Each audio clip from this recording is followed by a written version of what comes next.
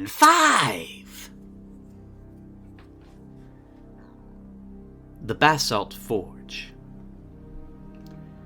Theo looked down at the heavy signet ring. Only hours before, the old bull had pressed it into his hands, telling the cabin boy that if the worst were to happen, he was to use its authority to get the rest of the wolves off the island in one piece. It was an inelegant thing. Simple hammered silver, with a rough and ready Gorowan wolf sigil chiseled into its face. The gangly boy could have almost worn it as a bracelet. Looking at it now, it felt inordinately heavy in his hands, far heavier than a simple piece of silver should. The captain had given him an order. Well, sods to that. If the old bull was still alive, he could say whatever he wanted after they had pulled his hairy behind from the rubble. As soon as they saw Kolbremir disappear into the forge beneath the castle, the wolves had leapt into action. With the old bull's signet as authority, Radigan and Valkara sent runners out to the other scattered forces reeling in the castle's courtyard. They would need help to rescue the captain, no matter the cost. Accords were struck, and search parties quickly formed. None of it, though, would mean a thing if they could not draw Morgrek and his idols away from the castle. The colossal Orruk slowly drew his long blade out from the earth, fire spitting and hissing from its killing edge as it met the air. The island still rumbled from the aftershocks of the quake he had started by driving it down into the rock, calling forth his idols to war. Their distant approach could be heard now, smashing into the city below. There were mere moments to take action. As Morgrek roared in triumph, the inky Ulgu skies above boiled and churned. Sickly yellow lightning crawled impossibly slowly across the clouds like great caustic worms. A beetle-like drone filled the air, and then the skies split. Looming above, the face of the Bad Moon peered down onto the battlefield. Hazy yellow-green light washed out from its malevolent glare. Bathing in the radiance, the Moon Caller stood tall, arms outstretched and masked face turned up to gaze at the object of his veneration. Awash in the Bad Moon's maddening glow, the Fey lights above Froholm flared in erratic, snapping trails of every color imaginable. The mask twisted and danced, alive in the mad light, and their laughter echoed out over the courtyard. Morgrek squinted up at the vision in confusion. Wa energy still boiled like a torrent around him, but for a moment it was dimmed, diminished. The sick moonlight was like a parasite. The droning sound grew louder and louder as hurtling through the sky flew the fangs of the Bad Moon, comet-like shards of Lunestone.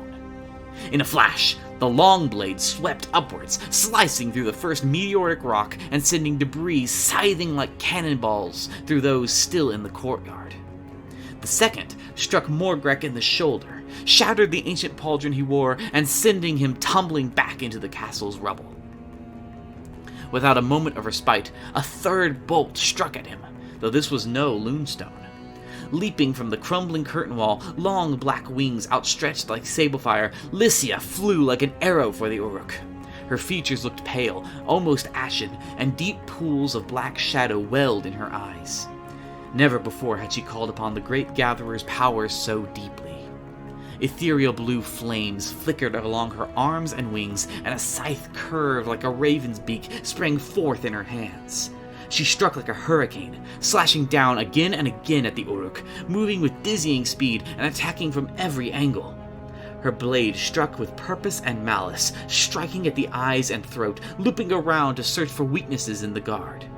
In that moment, Lycia was at once the Valkyrie of the Great Gatherer, his demonic chooser of the slain, and the cutthroat pirate queen of the Sea of Shadows. Though Morgrek was able to ward most of the blows aside, he stumbled back, bleeding from a dozen shallow cuts and one arm hanging limp and dislocated where the Lunestone comet had struck. Under coruscating rainbow fire, the Valkyrie Queen of Ravens met blade to blade with the Titan of Frost and Flame beneath the eyes of the moon-mad prophet. For a moment, just a moment, it seemed like they might have had a chance. With a crash, the first of the idols burst into the castle courtyard. Animate lodestones of Wa power, the war boss felt the green energy surge within him once more. As Lycia swept in for another attack, Morgret brought his great blade up in a sweeping blocking motion, knocking the scythe blow aside, then hammered a forehead the size of her torso into the pirate queen. She was buffeted back, rocked by the collision, then slammed hard into the ground beyond. Slamming his shoulder back into place against the castle wall with a sickening pop, Morgrek hefted a fallen piece of masonry and hurled it across the courtyard. The Mooncaller had barely a heartbeat to throw up a hasty protective spell before the boulder slammed into his vantage point. The boulder shattered the parapet and sent the prophet spinning out into the air, tumbling down into the hard ground below. The vision of the bad moon faded from the sky above, the churning clouds and seeping light dying. The power of the Wa surged through the courtyard once more as idols charged through the battered walls. Morgrek flexed his massive shoulders, and the shallow cuts across his arms and face closed. While the attack had failed, the time it had bought was used wisely. Giant rats, called forth by Vjort Ratigan, swarmed through the castle rubble, clearing debris and sniffing out a path to Kolbramir and the collapsed forge. Ancient Amharani sent root and tendril through the stone, burrowing a path and bracing it with strong, living wood. Around them, the Jatai fought in tight, disciplined groups, forming a perimeter around the excavation teams. They held back the encroaching idols as best they could, but their weapons had little effect against the rock monstrosities, and their numbers quickly began to fall. In a broken tavern, Gorok's Palefur sat deep in concentration. Embers scored the air as the scions of the flame around him chanted deeply in the brazen tongues of Akshi. They had set the ritual markings on him in haste, but in truth they had not really needed to. He had felt the ever-raging flame within him for as long as he could remember. He had been chosen for this. There was another reason for their haste, however. He could feel the noose of the Scriptor Mortis' curse drawing tight. His skin writhed and clawed with the cold judgment of Shyish. He knew his time was near. He gave himself to the ritual willingly, his life a sacrifice rather than forfeit. Fire burst along his arms and legs, crawling up along his spine. He needed only a moment more. But no. The judgment so long deferred was at hand. As the cold grasp of Shyish reached out to claim him, he could feel his spirit being torn asunder, feeding the ritual and the judgment both. Flames leapt outwards, consuming those around him, the ritual spinning beyond their control as the curse claimed him. Deep in the catacombs below the castle, Drossus Dragonsbane and the Fangs of Garm stepped from the spinning portal conjured by Lady Devon. In the sprawling maze of tunnels, many collapsed and broken, their destination had been uncertain, and they walked forward into the darkness cautiously. A sound ahead, rock grinding against steel, brought them to their guard, and as they turned the corner with swords raised, they saw the determined face of Valish Kal. The wizard's eyes were steely set. He had been shown where Kolbramir's body lay, and together with the Fangs they set off deeper into the tunnels.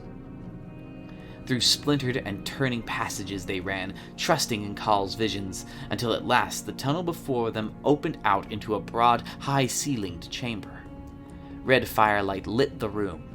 A heavy iron set in the center, Duardan runes etched deeply within. A broad basined forge set nearby, the wide mouth of coals that must have once set within long since burned away, but the fiery heart of it still burning bright. A portal to Akshi, if the old legends were true, bound in a magic long since lost to the realms. Kolbramir lay nearby, where shattered stone covered one corner of the room. He was not conscious, but they could see the steady rise and fall of his ox-like chest. A sword gleamed in his hand. It was small for him, barely more than a dagger, yet its pure steel blade seemed to shimmer with scintillating light. Valish Kal stood over the body, looking down at the sword. Here it was, at last. But could he take it from the unconscious warrior? Before he could reach for an answer, the opposite wall split and cracked, stone exploding inwards as a fiery blade cut its way into the forge. The shape beyond could not be mistaken. As Morgrek cleaved his way into the fallen forge, Drossus Dragonsbane readied his sword. With a cry of, "Only forward!" the fangs of Garm charged. Fire gleamed in Drossus's eyes. He knew how this fight would end. The glory, though, would be eternal. In another branching path, Lord Wu found himself questioning his recent decisions. He had survived for many years as a mercenary by a simple code: get paid while the pay is good, and get out when it isn't. Every fiber in his being told him he should quit this fight, take what he had, and flee. He had certainly done so before, and to better patrons than his current boss. Shame on them for trusting a mercenary, after all, right? And yet, something had kept him here. Something he couldn't quite put a finger on. There was some crumb of honor lodged deep within that had hitched on the oath he had sworn to Kolbremir. And so, despite all he had ever claimed to stand for, he found himself deep beneath the shattered castle, his battered band fighting tooth and nail with a relentless rogue idol. Left and right his men were smashed, their numbers down to a bare handful. Wu's sword had been knocked from his hands, the head of his mace sheared free as he smashed it into the rock behemoth. As he watched, the brave Noblar Aardvark was gallantly trying to drag the blade back to him when the idol turned its hateful eyes down to the small creature. A massive foot rose up and stomped downwards. Wu screamed in rage, launching himself upwards onto the idol's back. With the shattered end of the mace, he pried onto the rocky head of the creature, finding gaps in the stone. Green energy shot out like lightning, but the ogre's bellowing drowned it out, and with a great, desperate heave, he sent the creature's head tumbling down from its body. As its green eyes dimmed and died, becoming nothing more than crudely carved rock once more, Wu looked around. He was alone, the last survivor of his band. The crashing sounds of battle echoed through the twisting corridors as Vathan, Harry, and Fezgit the quarter boss ran. The Blackwing Grot had promised to lead them to the forge, though the Wildmother was beginning to suspect it had simply been taking them in circles until the sound of battle gave them a heading. Though the squig herd around the Trogoth was much diminished now, it still made for a tight and chaotic fit through the narrow stone passages. Any relief Vathan felt as they tumbled out into the open space of the forge was short-lived, however. Drossus and the Fangs lay about the chamber, slain. Only Valish Khal stood before the towering Orruk, staff raised shakily but defiantly upwards against the executioner's blow. Kolbremir lay in the opposite corner, his back up against the fallen debris, conscious now, but his breath wheezing through broken ribs. A fat squig with a peculiar grin sat by the old Bill's side, its stubby tail thumping into the ground. "Baba!" Harry cried, forgetting in the moment everything else and running over towards the squig. Morgrek's head whipped around, eyes narrowing on the newcomers. A killing blow meant for Khal, hanging suspended a moment in midair. Vathan felt a shock shoot through her body as their eyes met. Wa energy, pure and primal, ran through her. It was overwhelming, overpowering. Anything she had channeled before was like spitting against a tsunami. She fell to her knees, green fire spilling from her mouth and lightning shooting from her eyes. A roaring sound echoed through the passage behind them, and in a rush of flame and soot, a burning form shot over the fallen shaman. The incarnate of Akshi, unstable and unraveling from the incomplete ritual, slammed into Morgrek.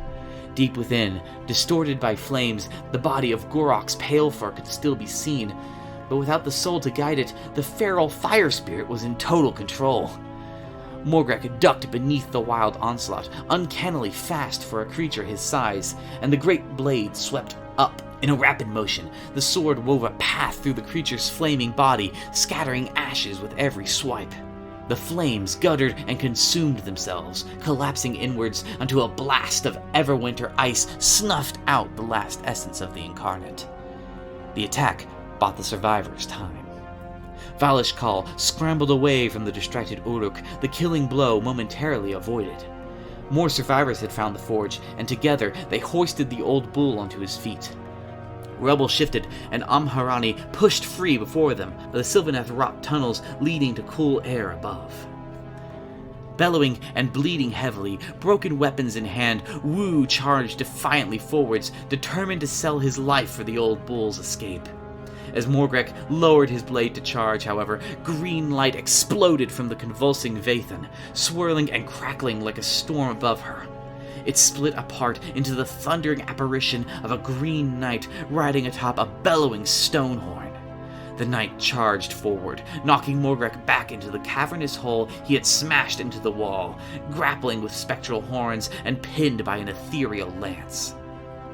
A nod passed between the knight and the struggling Kolbamir. In his heart, the old bull heard a voice, weary yet clear. "Hope runs deep, outcast." Then, the last survivors were pulled through the yawning root chasm and into the cold air beyond, Harry carrying Bubba in one arm and the convulsing form of Vathan in the other. Suddenly alone in the dark forge, the knight's focus turned back to the pinned Morgrek. His lance was broken, the juddering ghostly tip lodged in the Oric's chest. He drew out a sword of green fire, lashing at the beast's face and upraised arm. Morgrek bellowed in pain, then his hands lashed forwards, grabbing the stone horn by the base of the tusk. His hips swiveled and dropped, suddenly catching the strength of the beast's charge and turning it into a dragging throw. Like an ox being felled, the stone horn tumbled forwards, throwing the rider from his perch. Crashing to the ground, the Green Knight could do little more than throw his shield upwards as the tip of the ruinous blade lanced downwards, piercing armor and spectral body alike. Fire curled outwards from the blade's edges, burning away the green vapors that formed the night, consuming it utterly. In his last moment, the Green Knight remembered her face. Then he was gone. In the ruins above, the survivors spilled out into a battleground. Idols swarmed through the rubble, wreaking havoc on any they met. Kolbamir's party sprinted forwards. They could see a path being cleared through the rubble, held by the Templars of the Burning Flame. Breaking free of the worst of the battle and seeking a moment of shelter, they followed the excited Fezgit towards the partly collapsed chapel building. Ducking aside, Kolbamir stopped short when he saw that the building was already nearly full. Lycia leaned heavily against the altar, her breath short. A heavy bandage was wrapped around her side, and one of the crew were attending to her other wounds. A dozen or more Blackwing commanders stood nearby, waiting on the Carrion Queen's word. All eyes turned to look at the wounded band that stumbled into their midst. Lycia's eyes flicked over Kolbamir, his wounds, and down to the sword, still held tightly in his grasp. Then, a weary smile broke over her face. "So it came to you, then. So be it." Brushing the medic aside, she offered her hand to the old bull. Weeks of enmity put aside, Kolbamir strode forward to lock arms with the pirate queen, but before he could reach her, Valish Kal pushed his way between them. "No," he said. "Something is it—" His words ended in a pained grunt, and he looked down to see the blade of a long dagger piercing through his chest. He staggered back, swimming eyes searching for the fainted blade in the last, then collapsed. Lycia pulled the blade free angrily, the blow meant for Kolbamir interrupted. In a heartbeat, the room exploded into frantic action. Shouts of betrayal and murder filled the air. Fezgit launched himself onto Kolbamir, driving his dagger into the old bull's back before being thrown across the room. Harry hoisted Vathan in the air, green fire leaping from her to sear into the Blackwing's ranks. Jael's Claidblaws flew, weaving death through the few wolves and other survivors. Bruxar Alvent, Lord Arcanum of the Jade Temple, met the demon's charge blow for blow, yet the Stormcast could not match that pace for long.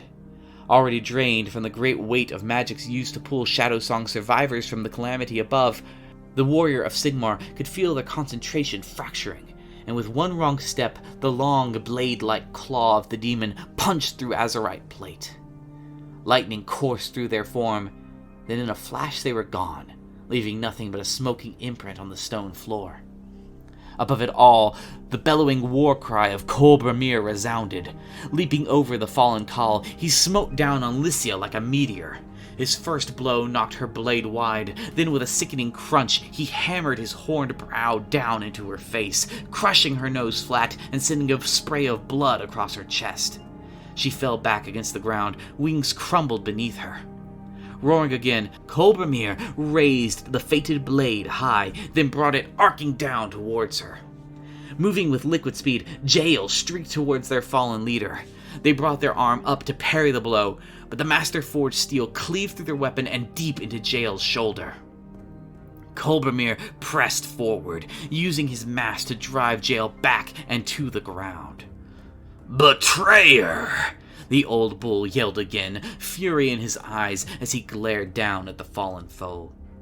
Jael looked across the room, where the other Blackwings were carrying the unconscious form of Lycia out of the chapel. She would not die here. They had saved her that much at least. It would have to be enough. "You have no idea," Jael said, smiling through bloodied teeth.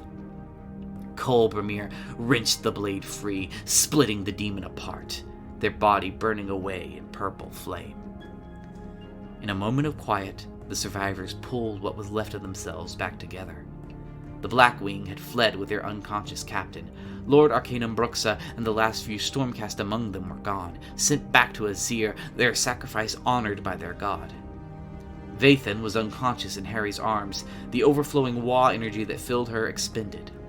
Kolbramir bled from fresh wounds. Crouching in the rubble in the far end of the chamber, Fezgit da Corabas hunkered down.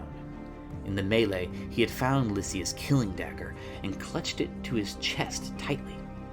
He watched the survivors carefully. All it would take was one sure strike, and the old bull would be dead. Then the fated blade would be his. Not Lycia's, or Zagradiel's, or any of the rest of the fancy-pants bigwigs that had come here to claim it. He watched as Kolbramir stepped away from the others, trying to stretch life back into his injured limbs. This was the moment. He clutched the dagger tight, getting ready to pounce.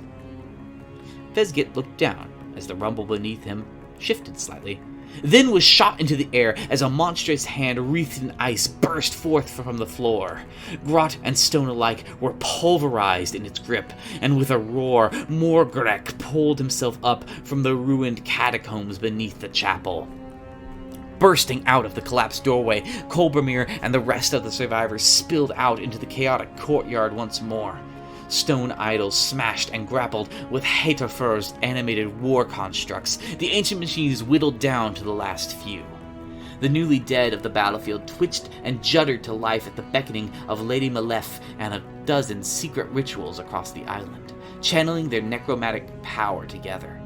They clawed and swarmed across the idols, unable to do any true harm to the stone behemoths but clog their motion with bodies. As they ran, they were joined by others. Da'atar moved beside them, one arm looped around the seemingly dazed Mooncaller.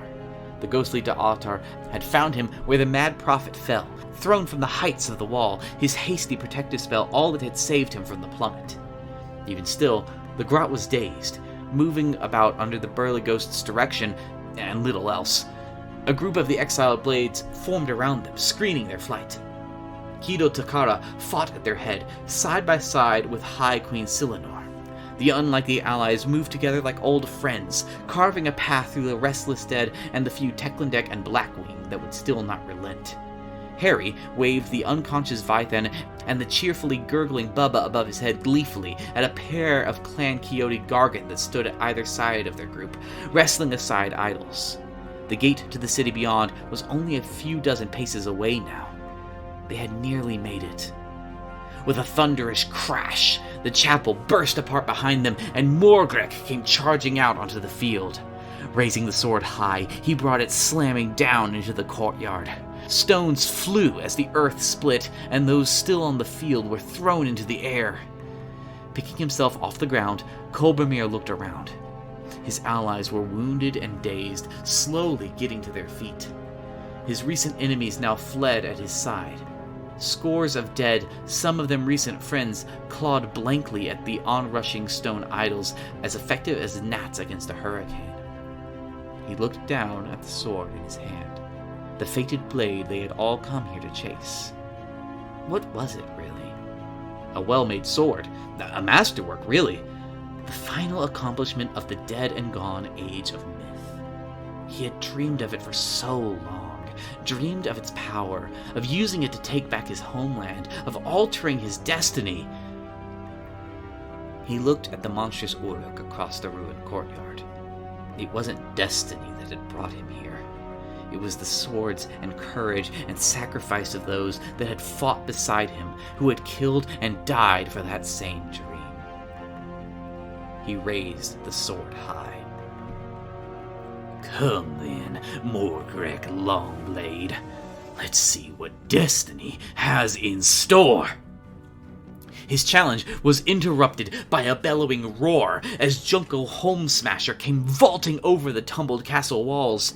He held the head of an idol in one hand, and with a resounding cry of, "He's mine!" he brought it smashing down over Morgrek's helm.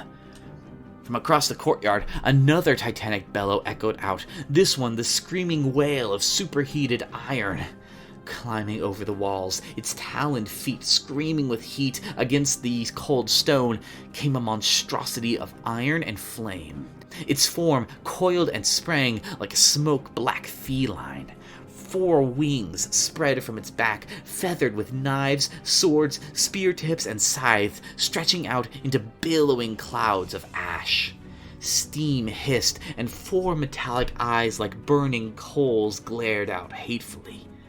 Flames trailed behind it in the footprint of 6 piston-actuated paws, while sparks flashed from each lash of its long, segmented tail. Clinging to the creature's back, Zira Forgecaller howled in fanatic glee. This, at last, was the great work of the Drossforged. Kathtaroth Cinderborn, the fiend of black iron. As the metallic beast leapt at Morgrek, the colossal Uruk was driven back once more. His head ringing from Junko's blow, the flaming sword swept in wide, imprecise blocks, trying desperately to ward off both creatures at once. His own blows, for the first time, did little to his foes. The fires of Akshi that burned in the blade were matched by the iron monstrosity. Kathtaroth's slashing tail scored a deep, sizzling cut up the side of his ribcage, yellow bone showing through the torn green skin. The fiend lashed out with claws and bladed wings, a hurricane of violence. Great clouds of ash and cinder flew from its flame, burning Uruk and Gargant alike. It was an apocalyptic engine given form. Kolbremir lowered his blade as the 3 monstrosities battled. Maybe there was something to the blade's fate after all. With a quick look around to gather those that were left of his group, they turned and fled through the gate and into the city beyond. Another time, war boss. Morgrek did not see them leave, locked in battle with the Mega Gargant and the Hell-forged fiend. He leapt back, trying to put some distance between his attackers. Junko pressed in on his right, fists raised to the heavens, and brought down in pummeling blows. Though the Mega Gargant held a slight advantage in height, its limbs were long and gangly, its bulk a contrast to the ox-like build of the Uruk. Morgrek could not bring the long blade to bear as the Mega Gargant rushed him, its reach a sudden disadvantage. Instead, he brought its pommel hammering down into Junko's face, twice in quick succession. Pressing around the staggered Gargant, iron claws searing into his back, he rolled sideways and came up ready. With Junko between him and the Iron Fiend, a cruel grin split the Uruk's features. The Mega Gargant lashed out, connecting with a mighty wallop to the Uruk's side. Ribs cracked and rent inside the green flesh, and the Gargant let loose a whoop of triumph. It was short-lived. Morgrek took the blow to get inside the giant's guard, and the answering swipe of his fiery blade severed Junko's arm at the elbow. As the limb flew free, the blade shot forward again, this time piercing the Mega Gargant straight through. Morgrek surged forwards, his powerful legs churning, driving the impaled Gargant back and toppling it over the iron monstrosity. As Koth Taroth was pinned beneath the dying Gargant, Morgrek leapt atop it as well, driving his knee down to hold it fast. Raising the bound Everwinter, he let its full fury loose across the monster's face. Superheated steam bellowed outwards as primordial ice and fire met, and for a moment it seemed the forge beast's fire would not be abated, but the relentless stream of cold could not be stopped. The beast's red iron body dimmed, its plates becoming an ashy black, then ice began to creep across it. On its back, Zira wailed in anguish, trying to stoke the beast to fury once more, but as the ice washed across it, it swallowed her as well. The beast's tail lashed out desperately, its barbed tip gouging into Morgrek's eye, but still the ice would not relent, and in another moment the monstrosity was frozen and still. Staggering heavily to his feet, Morgrek brought a hammering fist down, smashing Zira and the beast to scattered shards. Then, with a contemptuous flick of the long blade, he lopped the head off the dying Junko. Looking around, the castle courtyard was barren. The dead lay in piles, no longer animated by the magics of the fleeing survivors. Idols by the dozens stood at the ready, awaiting only his command. Morgrek flexed his hand, drawing their Wa energy into himself, then leveled the blade out at the city beyond.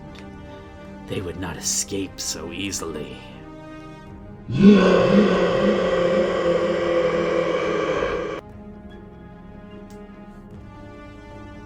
The streets of Frorholm. The city of Frorholm had been still for longer than any mortal memory, wreathed in frozen stasis. An island of eerie stillness in the roil of the River. Now, that stillness was ended, and soon there would be no island left at all. As the monstrous Auric Morgrek erupted from the ruins of the Basalt Forge, petty rivalries and grievances were quickly forgotten, at least temporarily. The survivors of the great battles of the Three Gates beat a hasty retreat, factionalism abandoned as survival became the highest priority. Each coalition still held a segment of the city, stalwartly beating back the assault of Morgrek's dread army of weathered stone idols. This would be the single safest route back to the docks, and even then, the journey would be treacherous. It was Ured the Beardless who first began to rally the scattered survivors, quickly taking charge as he hefted his axe, still stained with the blood of the treacherous Zagradiel. Many of the remaining fighters at Drakar had fought there specifically to hunt the elf down, and Ured made his slaying of the feat a rallying cry. Thus were the seeds of cooperation planted as Ured, now called Fool Slayer by many, sent runners from each of the coalitions to gather their scattered allies and prepare a path through the embattled city. The Dwarden was not the only warlord to see the sense in cooperation, and many others began to band together all across the island. At the Basalt Gate, Cloreth stood atop the corpse of Zrandir Wizbag, using the Gargant's massive bulk to shout orders across the battlefield as idols rumbled ever closer, held back only by Lady Gwynethere and her stalwart defender. At Dolorisgard, the Mooncaller crackled as he slung dire spells that burst stone colossi into rampant fungal growth, while the Carrion Queen flitted about around him, defending the wizened Grot's blind spots from attack. At Azrak's Bastion, even the infamous Vishkan Ink Eyes began to lay down covering fire from his arcane artillery in an attempt to keep the route clear for others to escape the encroaching horror. The closest holdout to Dalek Castle was Empty Heart, held by the Mooncalled. The dubious safety of the Mad Moon's worshippers' territory was only accessible through Westgard, already swarmed with rampaging idols. The Forgotten and his grim Stormcast from the Remembered were joined by the fated king and his 12 forgotten knights in wordless agreement of what must be done. Though so recently on different sides of the war for the fated blade, they silently marched together in the chaos of Westgard, forcing a path and helping any survivors they came across in the rubble. One by one, the stalwart warriors fell, their thunderous deaths marking bright beacons for allies and former foes alike. others were quick to capitalize on their sacrifice, the likes of the Trogoth Rune and the Gargant Inosuke barricading the makeshift path with rubble.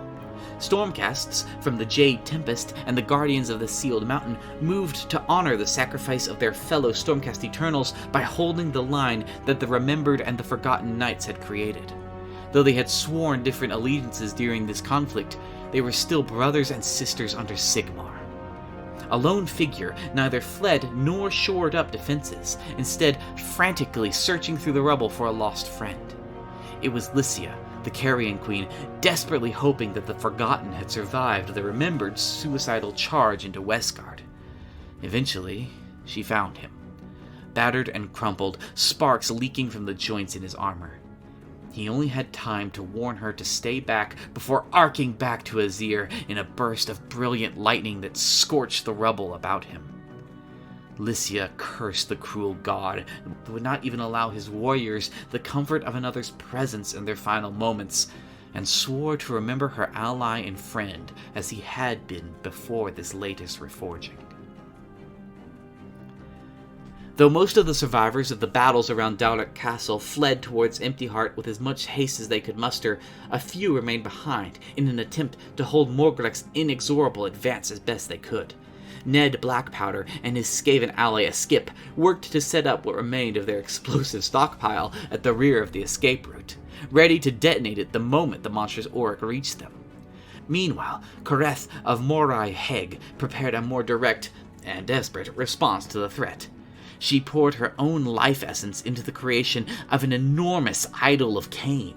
Using the banshees bound to her to possess rubble and fallen idols alike, she created a crumbling stone monstrosity to rival the sheer mass of Morgrek. Survivors scrambled to avoid its colossal footsteps as it advanced on its foe. The Auric bellowed a challenge as the thing barreled into him, sending him stumbling back a few paces. It took mere moments for Morgrek to recover his balance and swipe out with his long blade, driving a great wedge in the crumbling stone flank of the Cainite idol. Far away, Kareth screamed, blood suddenly pouring from her own side in a crimson sheet.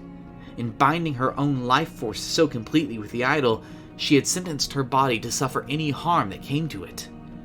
Gritting her teeth against the blinding pain, Kareth redoubled her efforts, pummeling Morgrek with great stone fists while he hacked chunks from the stone with his colossal blade. Finally, Kareth fell gasping to her knees, her body bleeding from a dozen wounds. She had just barely cut herself off from her idol in time to survive, though her condition was critical. Through her efforts, Kareth had bought time for many to flee the forge, and, unknowingly, time for another threat to Morgrek to emerge from deep beneath the crumbling city. Meanwhile, the evacuation of Florholm progressed through Empty Heart, barricades and ancient storefronts defended by masked cultists gradually being broken down by the onslaught of the seemingly endless stone monstrosities that besieged them. Luckily for the beleaguered Mooncalled, help arrived in the form of their prophet. The Mooncaller cackled and gibbered atop a slavering squig commandeered from Loonboss Stinknob's dwindling supply of mounts, firing off spells every which way and sending his followers into renewed fervor. Further aid came from the nearby Burrows, a once withered and broken Gravelord emerging from below bearing an ancient power.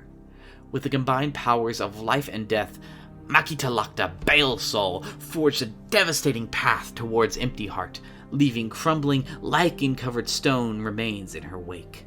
Before long, Empty Heart was once again a haven of relative safety in the chaos of the crumbling city, and a way was opened for evacuees to flee into the Drostforge Juttermark. The narrow streets and crooked buildings were aiding the stalwart defense of Ured's Duarden, who gave a ragged cheer when Ured himself arrived, still leading the evacuation from the front. Urif Meyerson of Stonebrock's Runethrong joined him, and together they set about fortifying the position further and supplying the defenders with a bevy of explosives. The Wolves of Agora, who had remained in Rastorg, cut off from the escape route currently being forged through the other coalition's holdings, saw little use in holding the old raceway against the idol's assault. The fleeing Ogroids and their allies were the first to witness the fall of the nearby Azrak Bastion, still blanketing the city with arcane artillery. Even as the encroaching idols fell under heavy fire, more and more rumbled up from the city's outskirts to replace them, and the bastion crumbled under the sheer weight of the assault before long. The ultimate fate of Vishkan Ink Eyes would remain unknown, but the devastation of Azrak Bastion was so complete that few doubted his demise, especially those who witnessed the bastion's fall firsthand. Back at Dowrak Castle, Morgrek stepped over the shattered form of Kareth's fallen idol, his footfalls shaking the earth around him. Those tremors were met with a new rumbling, as something burrowed its way up through the cold earth ahead of the Uruk. The thing was hideous, a flesh-stitched monstrosity with glowing green warpstone embedded across its body. One arm replaced by a sparking warp lightning cannon, its tip still stained with the blood of the vanquished Karavak the Vile. Skaven from across the coalitions contesting the fated blade had built this thing in secret below the city streets and summoned into it a fragment of their fell god's dark power. The colossal rat fiend had been intended to lay waste to the enemies of Skavendom upon the island, no matter who they might be. Now, it stood in defense of those it had been created to destroy, its masters deeming survival a more prudent goal at this juncture. Those masters, consisting of Reach Maggottail, Ignition Creepsnout, a Skip, and a huddled mass of other ratmen, stayed only long enough to direct their abominable creation at its equally monstrous target, before beating a hasty retreat, joining Titus Lashtail, who had already been directing survivors through the labyrinthian sewers below the city since the chaos had begun. As Morgrek wrestled with the stinking fiend that had been unleashed upon him, howling as demon-charged warp lightning stung his near-impervious flesh, he found himself assailed from below by Valalik the Conqueror and his Black Wind Raiders, the Chaos Knights using the opportunity created by the Skaven scheme to mount one final, daring assault on their foe. They had little hope in defeating the towering behemoth, even with the Skaven abomination fighting at their side, but they would nevertheless lay down their lives in final glorious combat, lest all they had worked for be lost.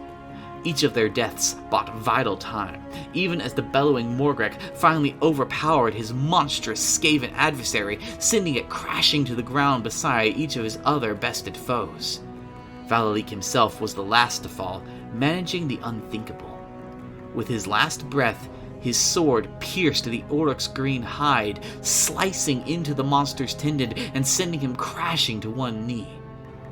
It did not take the beast long to pluck the blade from the bleeding wound and regain his footing, but it was a minor advantage gained at great cost nonetheless.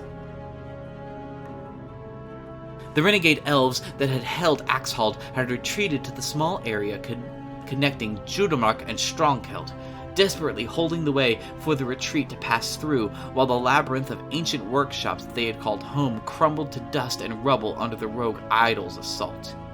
Furious at the sight of the destruction and the slaughter of her followers, Clareth let out a blood-curdling scream of rage, summoning all of her strength into a devastating burst of shadow magic, tearing apart rampaging stone colossi with darksome energy, their stone forms sliced apart by 1,000 shadowy knives as if they were built from mere flesh.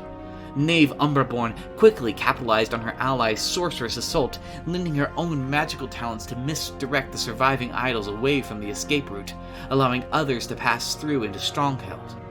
Here, the remaining Corsairs of the Blackwing strove to hold the old fortified manor against their assailants. The place had not been designed to hold against such colossal foes, however, and the Corsairs' hit-and-run tactics and deadly blades were not well suited for a task. Thus did Lycia find her crew, and she swiftly set about showing them, through practical example, how best to target the lumbering idol's weak points, rendering them inert without destroying them completely. Before long, her crew had rallied, and, though their work was not without risk, they soon reopened the way for evacuation to pass through Estgard. It was here, too, that the remaining forces of the Inquisition of Umberspire, abandoned by their lords, made their final stand beside the old fountain bordering Rainside. Their unlives were spent dearly, buying time for the Corsairs to shore up their defenses, keeping the way open for the exodus to progress. The streets between Strongkeld and Estgard were treacherous, but salvation was close. The shields of Anavan were well suited to this kind of defense, having held against the might of Sigmar's armies for so long. Lady Guinevere redoubled her pace as her liegemen came into view. Without warning, an idol barreled into a nearby building, sending the edifice toppling towards Guinevere. Seeing her lady in mortal peril, Ninwa, the nameless elf, found herself ignoring Guinevere's orders to save herself, placing herself in the path of the crumbling stone, calling upon her runic powers to shield Guinevere from harm. Expecting to perish, and glad to do so for her lady's life, Ninwa was shocked to feel herself be tugged backwards, away from the falling stone. Guinevere pulled her in and raised her shield above them both. The combination of her newfound draconic strength and Ninwa's runic magic protecting them from the worst of the impact. For a moment, they both lay, battered and bleeding upon the rubble-strewn ground. Marcus Aurelin and the ex-Flintis circling about them in a protective wall. Guinevere finally turned towards her friend, and, with a voice strong even through the pain, reminded Ninwa of her orders. Both of them would live to see another day. As the procession poured into Estwald, it seemed as if they had made their escape, with only a short distance to the docks. Then, with a thunderous roar of crumbling basalt, the wall came down upon Esgard. In a final, desperate gambit, Sir Branor Darkflame poured every drop of magical strength that remained to him into an infernal gale, melting the collapsing wall into a sheet of molten fury that rained down upon the advancing idols, burning through their stone hides and engulfing them in flame and encasing them in obsidian. When the deed was done, there was nothing left of Branor Darkflame, save for a silhouette scorched into the stone where he had stood, and into the memories of all whom he had saved. With that last sacrifice, the way through the crumbling city of Florholm was secured, and the docks, still bristling with the sails of Zagradil's Teklendek armada, lay ahead. The sinking harbor! Bounding across the quaking rubble, the Gryph-hound known as Alto broke from what little cover the broken ruins of Esgard provided.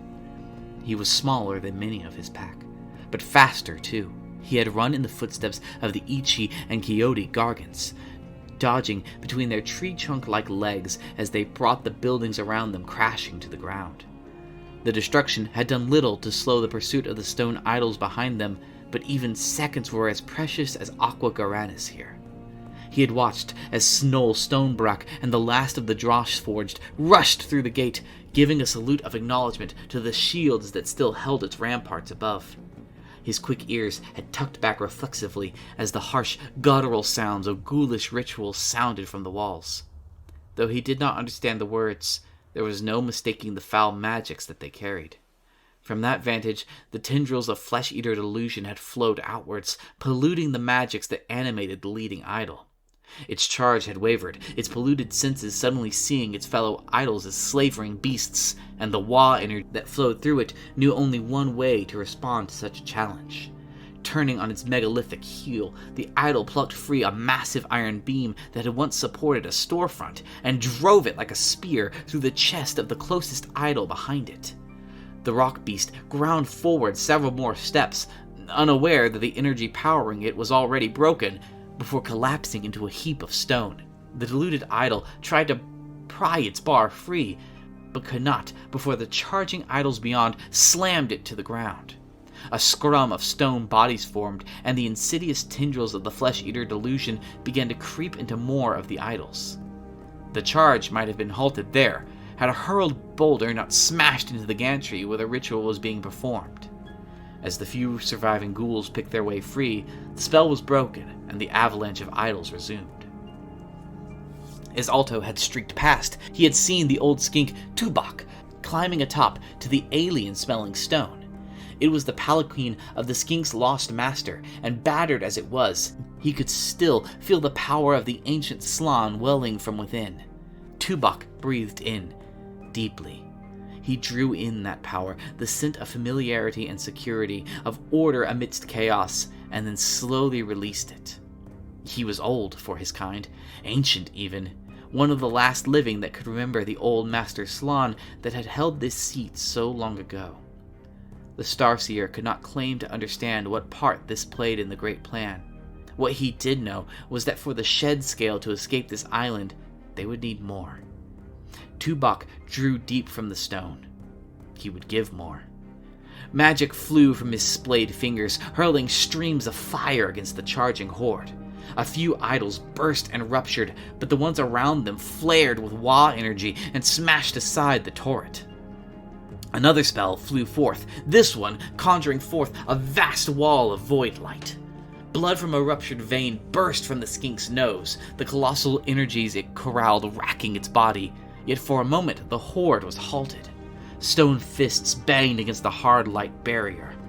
Tubok drew in a sharp breath of relief, thinking for a moment the tide had shifted. Then, with a shrieking cry like heated metal on ice, the fiery tip of a sword pierced through the wall. It screamed as it cut through the magic. Tubok felt fiery pain explode through his chest as the spell sputtered and failed, and Morgrek strode forward at the head of his horde. The old Starseer looked up at him defiantly, unwilling to flinch or falter, a proud servant of the shed scale even to the last. The great blade flared up and then plummeted, cleaving apart stone and Seraphon with equal ease. Through it all, Alto had run forward. He was always the fastest, the cleverest of his pack. He had seen the flashes in the sky behind him as he ran, and he knew what it meant. He knew the kind masters would not be coming home with him. He knew the memory stones they had tied to his back were important, more important even than staying to defend his packmates. So he ran past it all, past the destruction of Esgard, and down towards the harbor below. Rubble crashed to the ground like thunder, flinging shards of rock and dust into the air. The tree revenant Ritos raised an arm reflexively, shielding Boreal eyes as he continued his frantic search. All their time on the island had been leading to this moment, tracking down the arcane whispers of the Bibar Molton, the last of its kind, its secrets known only to the ancient smiths in the fiery final days of the Age of Myth.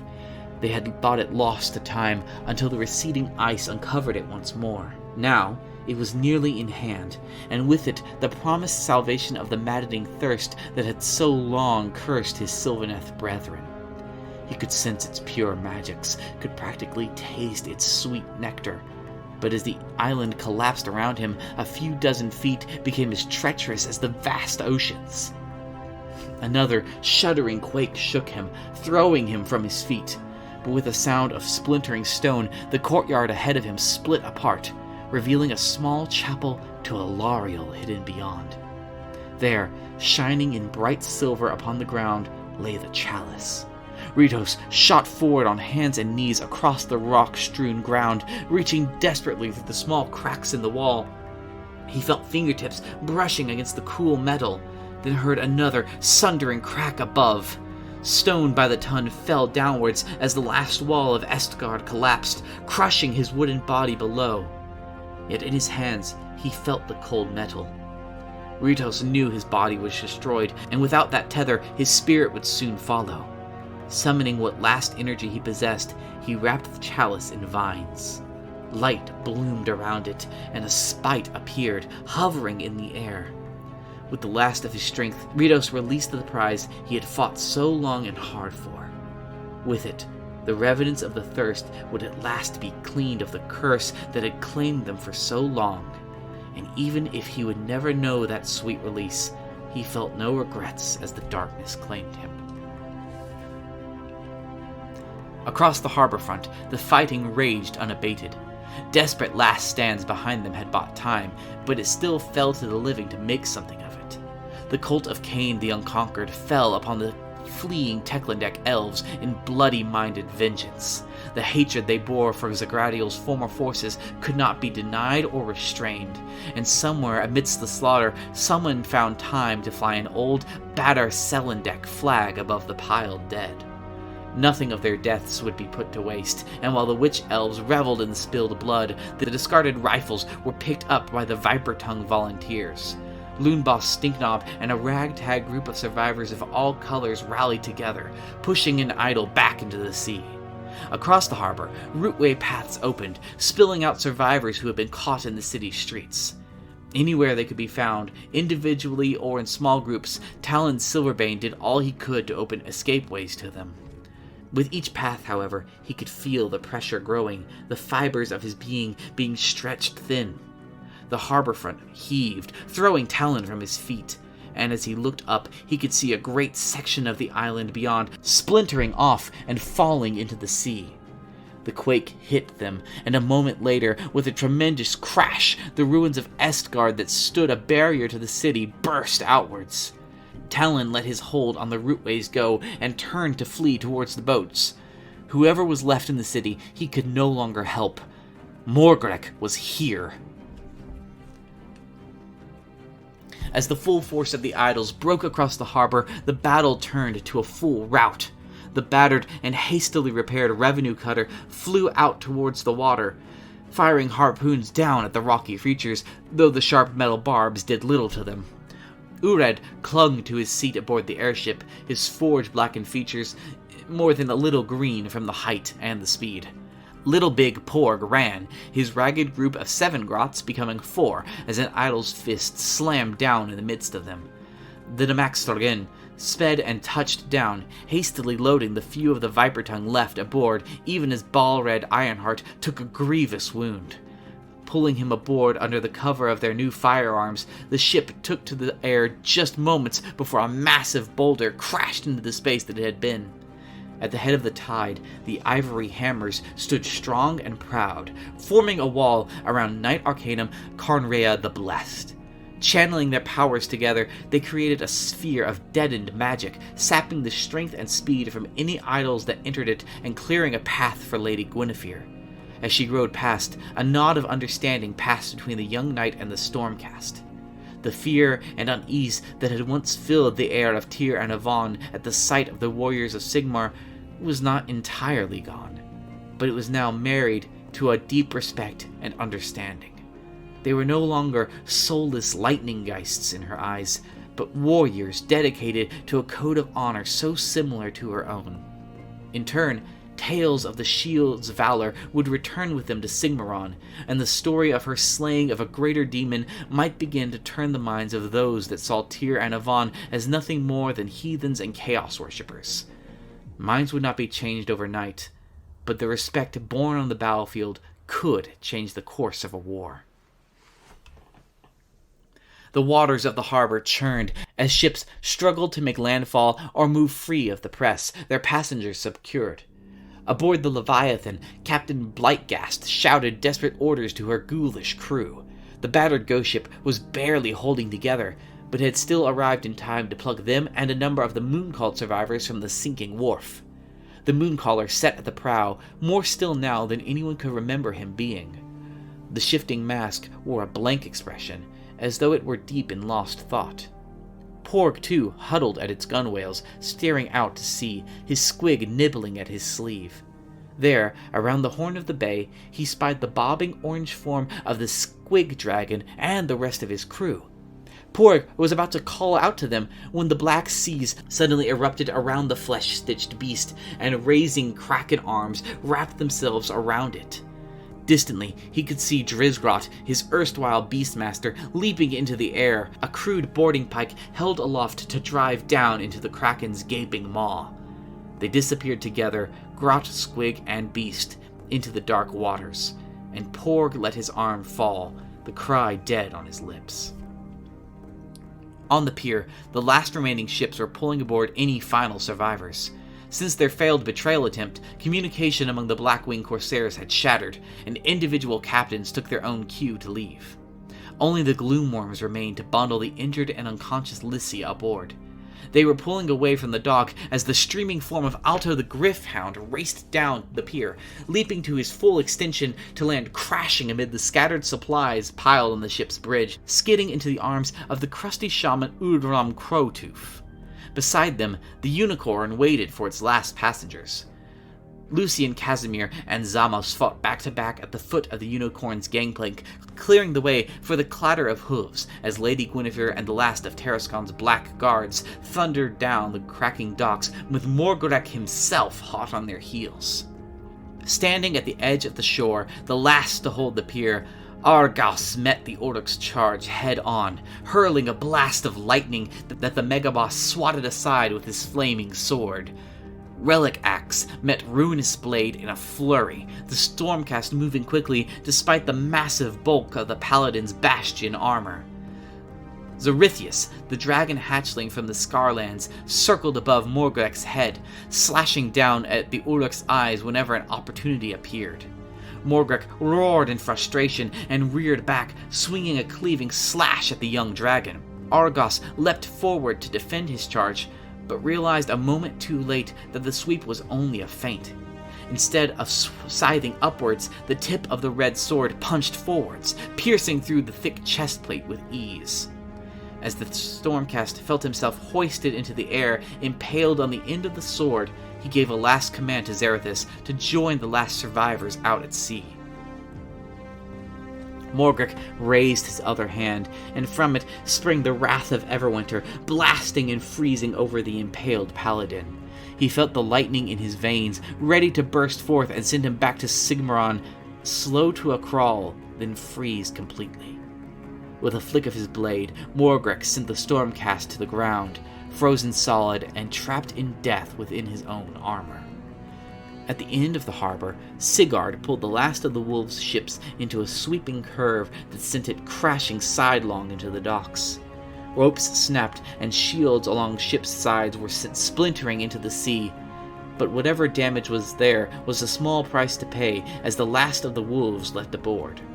Kolbramir was half dragged and half carried away by Kido Takara and the exiled Blades, refusing to leave before the rest of them were aboard, but too injured to put up any further fight.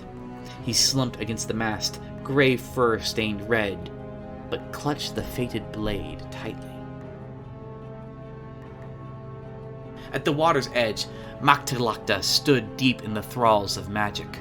Blood from her opened palm streaked and whirled around her, the vital essence feeding the arcane whirlwind that plunged deep into the rocky shore.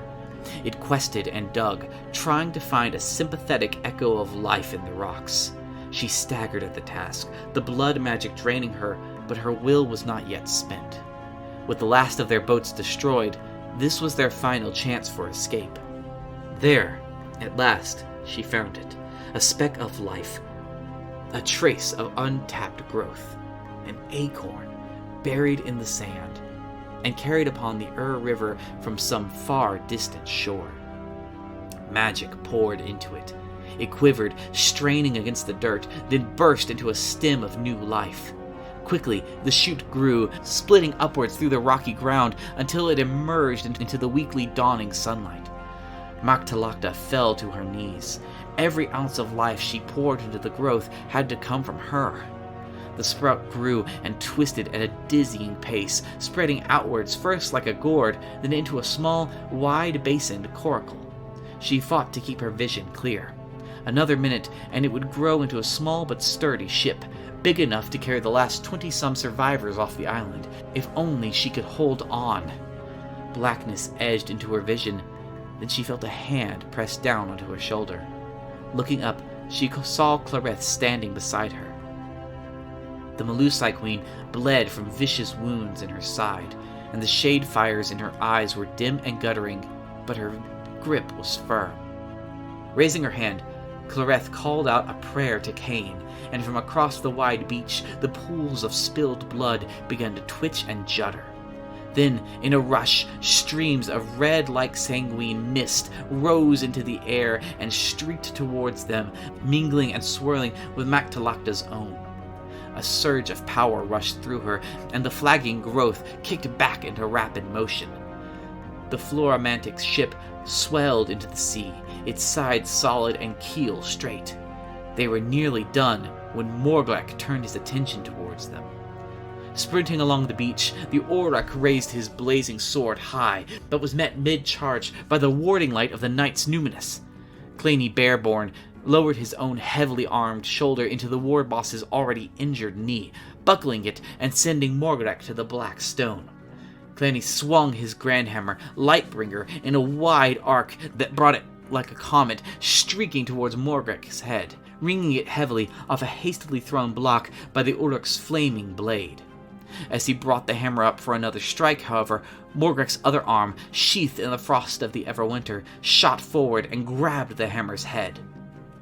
Ice crackled across it, and with a wrenching snap, Morgrek broke the head from the enchanted hammer, tossing it disdainfully up the beach. Lurching to his feet, the war boss unleashed the wrath of the Everwinter on the small band of Stormcast. The Knights Numinous huddled around Claney, straining to channel every bit of strength they had left into his protective ward. White frost crackled and danced across the shield of golden light. Claney looked behind them. The last Shadowsong survivors had boarded the oak ship. Clareth stood at its helm, one arm looped around the weakened Maktalakta. She held the ship back, tethered by a thin strand of shadow to the shore, waiting for them. There was no one else to save. This was not a fight they could escape from. "Go," he said softly. His Aetherwing Elgin squawked once in protest, but understood the command. As it flew across the short distance, he called again, loudly this time. "Go!" Clareth gave a last look, then nodded solemnly. The tether disappeared into mist, and the ship's sails, already straining with wind, shot it out into the harbor. "For Sigmar!" the knight shouted, then dropped the protective shield. Ice crackled and split across them, but not fast enough. As the magic of Azir burst through their thunderstrike armor, Claney and the last Knights Numinous disappeared into a burst of divine lightning. Morgrek cried out, and the Everwinter ceased as he clutched at his temporarily blinded eyes. When he looked up, Morgrek surveyed a broken and devastated harbor. No souls, living or dead, moved, save for his own legion of idols. One by one, the stone avatars of the green god dropped to a knee, bowing before him. He felt the Wa energy building and churning around him, channeled by these icons. Raising the sword of ruin high above his head, Morgrek Longblade unleashed a bellowing war cry that resounded across the harbor and in greenskin hearts across the mortal realms much, much further than that.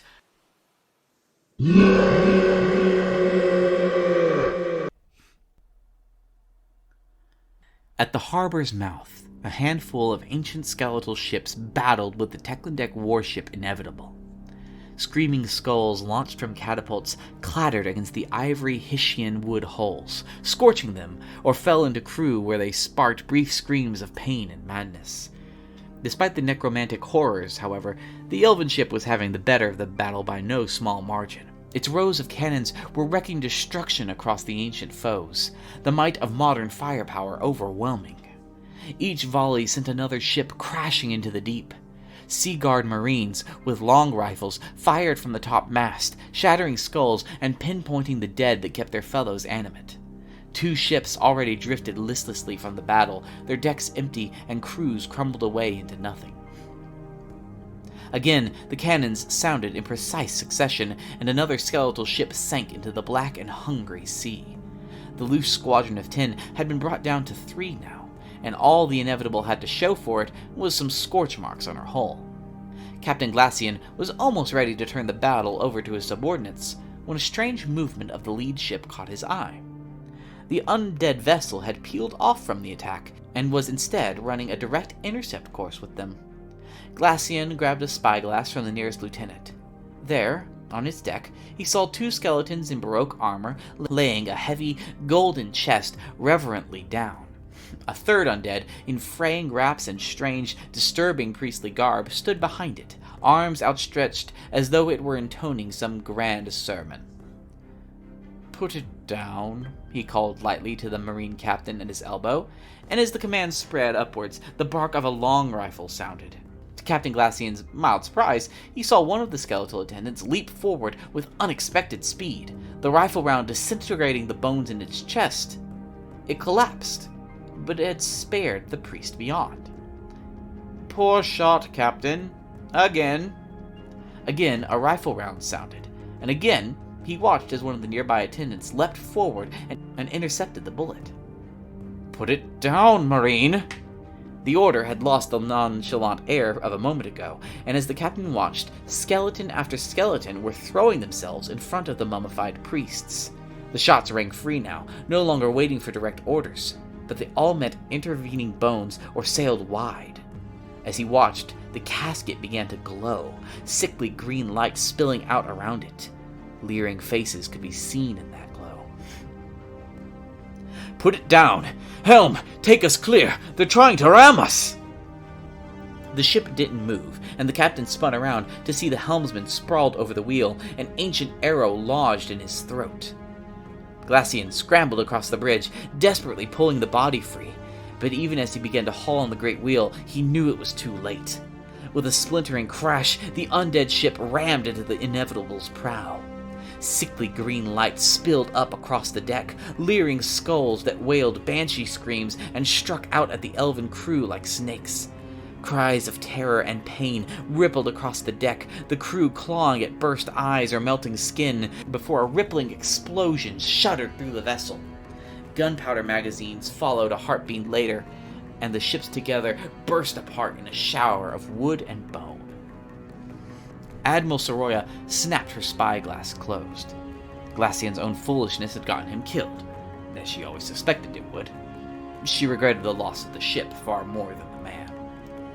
The Inevitable had at least taken a toll with it. The undead squadron it had destroyed was a powerful force, at least in these waters. Each of the surviving coalitions could, at rough estimate, bring to bear nearly the same firepower it had. She had 12 more ships like the Inevitable at her call, plus her own larger flagship, the Princess Splendor. She liked her odds. Her surviving captains and crew waited on her order to attack. They each knew the orders that Zagradiel had left for them.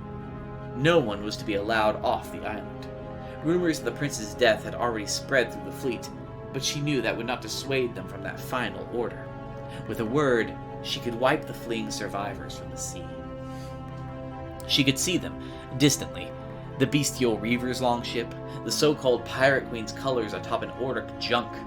Even the barbarian princess's own ship had limped from the shore. Perhaps the Duardan scum that had killed her lord was among them somewhere. Her lip curled. She looked down at the missives in her hand. Parleys, offers of peace and passage from those same vermin. Some, calling themselves Luxy dogs, bartering for passage. Another, a boy that claimed to speak for the Old Bull, threatening her with destruction if they didn't quit these waters. The reminder of them was nearly enough then and there to order the attack. What she also remembered, however, were the orders that Dariel himself had given her before they set to sea. Support my nephew in this venture, as best you can.